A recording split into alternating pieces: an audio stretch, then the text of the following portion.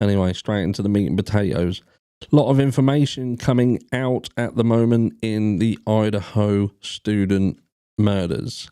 Brian Enton has spoken to Kaylee Gonsalves, I've been told that's pronounced. He has spoken to their family, and they spoke briefly about Stalker. And look, and we're going to get to more of this in a second because this could be telling. But look, the family have turned around and said, look, these were an attractive bunch of girls. They got a lot of attention. So to say whether there was a specific stalker is difficult because it's trying to, I don't know, find the wheat amongst the chaff, so to speak. So it's difficult to say. Did they get attention? Yes, in abundance. Is there a stalker? Cannot be confirmed. But does this now make sense? What is coming out is that it was, in fact, not Madison who sustained the most horrendous injuries, but it was indeed Kaylee. Now, look, this must be very, very difficult for the family to have to hear this kind of stuff. But ultimately, the family want justice. They want to know what happened, and they want justice to be served. And in order for that to happen, look, people have got to put pressure where pressure needs to be placed and get the job done. Now, we've heard numerous things over the last few days about kind of the route that the killer would have taken, needed to take. You know, the parents had come out and they'd said, look, there was no need for them to go upstairs.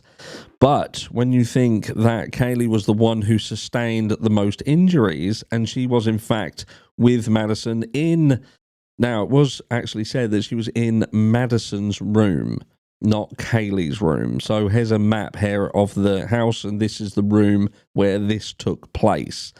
But, here is where things get awfully complex, because what you've got to think is, right, so you've got two females on the third floor together in the same room, and you've got one of these girls that has got horrendous injuries. So I would say that it would be fair that the order here would have been Maddie first. Maddie is attacked first, and that is then finished. And then the killer takes her attention and time on Kaylee. Because what is the alternative if the injuries are so different? Is that what they start with Kaylee because she's the target, but then they wake Madison. They then have to take care of Madison and then go back to continue on Kaylee.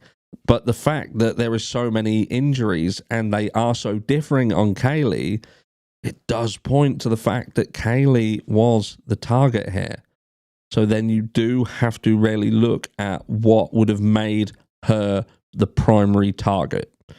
Now, does this then force the killer downstairs, or did the killer hear somebody and then head downstairs to dispatch anybody who could have been a witness? We're hearing that Ethan was not killed in the room, but in fact in the doorway of the room is where he was found. So had Ethan heard something, had he come out of the room, met the killer then takes care of Ethan, has no choice then but to go into the room and take care of Xana.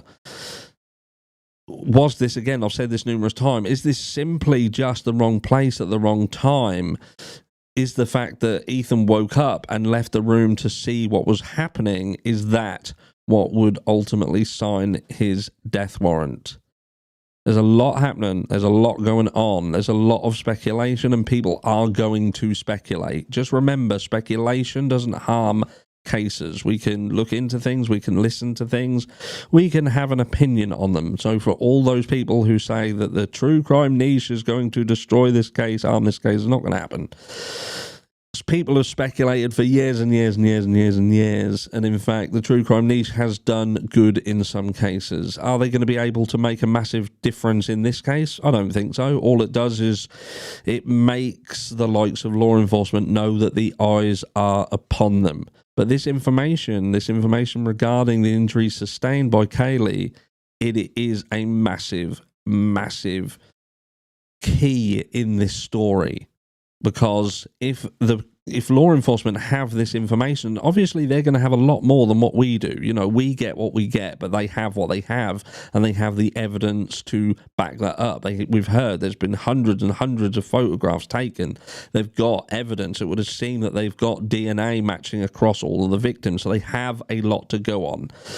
And indeed, if they can with confidence say that Kaylee was the primary target and the rest were just collateral, if you like. And I say that not to take anything away from the fact that these people lost their lives, but the fact that this killer entered this property to do something specific, then, you know, hopefully that can whittle down exactly who did it and why they did it.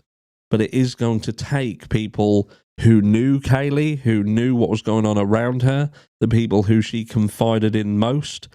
Now, the sad thing is the people that she confided in most is likely going to be Madison. And, you know, would Kaylee have spoken out to anybody else? We may find that in the future. That might indeed be the way in which this killer is brought to justice. Is the killer going to be brought to justice? Now, I think the fact that this does appear to have been such an emotional, such a rage-fueled attack, and we seem to be getting closer to seeing who the primary target was, I think that is ultimately going to be the thing that brings this to a conclusion.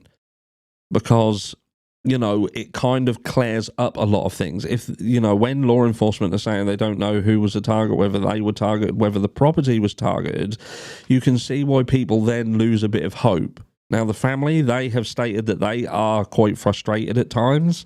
Sometimes it looked like law enforcement are on the right path, and this is in their words via the Bryan interview. They turned around and said, look, sometimes they'll do something and we do feel they're on the right track. Then they'll do something else, or they'll ignore a piece of information and we think, look, that needed to be looked into a bit more. But look, the families have obviously got information. Law enforcement have got information.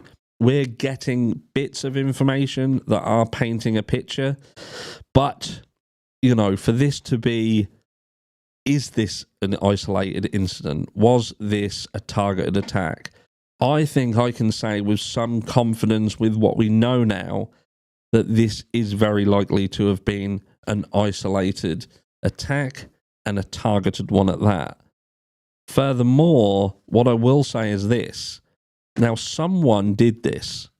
Now, if this was isolated and targeted, then what we are also saying is that is likely to be someone around this area. Someone who is known to not only the victims, but the survivors and the people around this bunch of people and the people on the peripheral. So what people need to be looking at, is there someone who is acting out of the ordinary? Was there someone acting out of the ordinary leading up to what happened?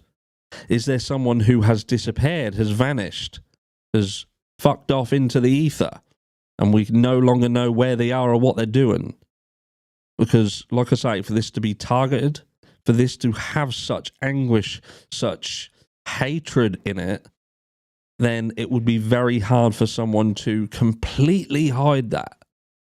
There must be someone around this area that some people can think, hold on, something isn't right here.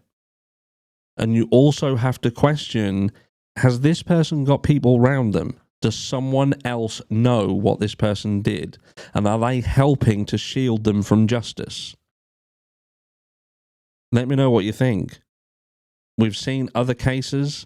We've had questions within them cases. Look how long it took for the Delphi murders to kind of get to where it is now.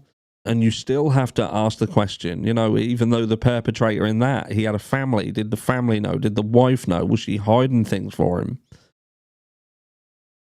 It's very difficult to be a lone wolf and nobody notice that you're a lone wolf and to not suspect you.